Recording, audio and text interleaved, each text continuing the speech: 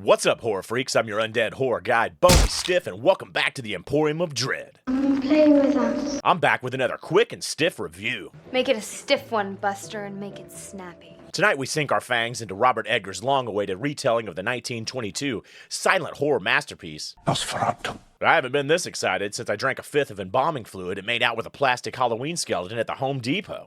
Here's to you 12-foot-tall son of a bitch. What we need is a female victim of sudden death. Can you do it? He's gone from here. The evil is gone. We must create from the beginning. We must build up our own creature. Build it up from nothing. What an excellent day for an exorcism. They're coming to get you, Barbara. It is entitled Naturam de Manto, roughly translated, Book of the Dead. Whatever you do, don't fall asleep.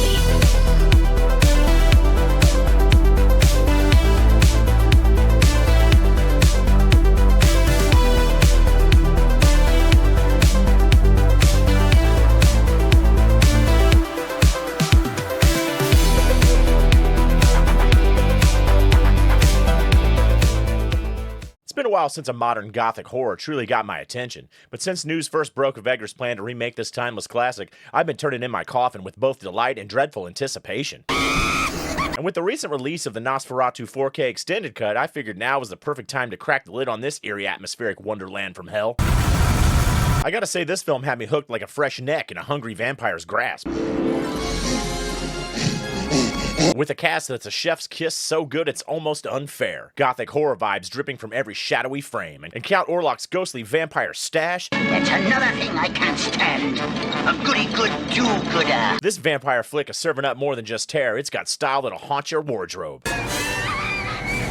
Now, if you've seen the original Nosferatu, or its equally unsettling 1979 remake, you know the drill. Creepy real estate transactions, doomed love, and a vampire that makes your grandpa look like a TikTok influencer. But Eggers doesn't just remake the film, he summons it from the grave, dressing it in layers of tension, dread, and a coat of pure gothic nightmare fuel. There is a devil in this world, and I have met him. But you could never please me as he could.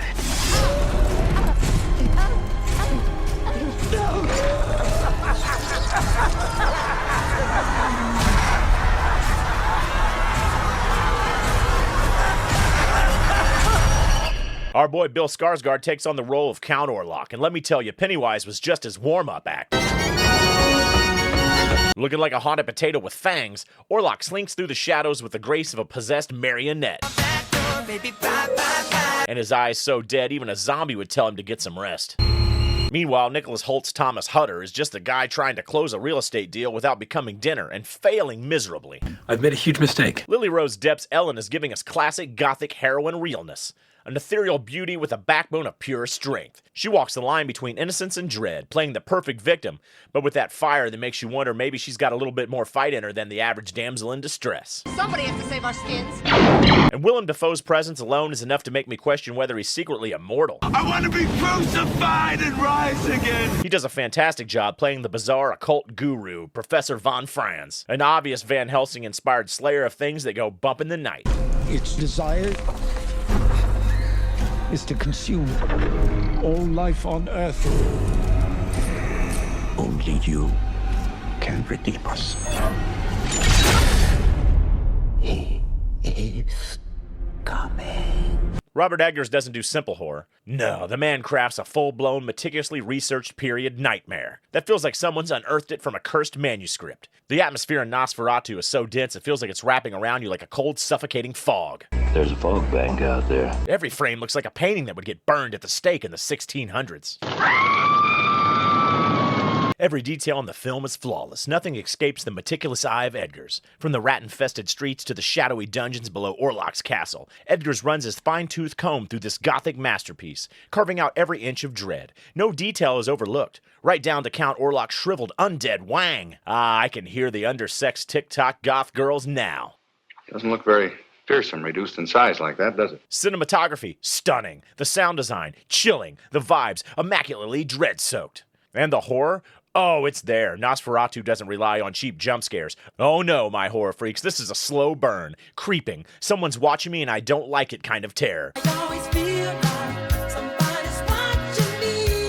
You don't see Orlok coming, you just feel him. He's inside me, and he wants to take me again! And by the time he shows up, it's already too late. So let's head on over to my highly scientific and definitely not rigged horror movie ranking system, better known as the Stiffometer, and see where Nosferatu lands. Give my creation life!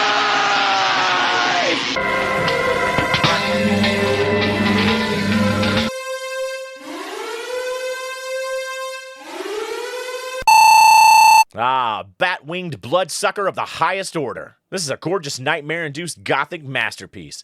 It's like a 5-star Airbnb review for haunted castles, the perfect blend of artistry, terror, and pure nightmare fuel. Well, horror freaks, that's all the fantastic madness we've got for Nosferatu. If you've had enough of sparkling vampires and want something that'll actually keep you up at night, go give this one a watch. And don't forget to hit that like button harder than a vampire to the chest with a wooden stake.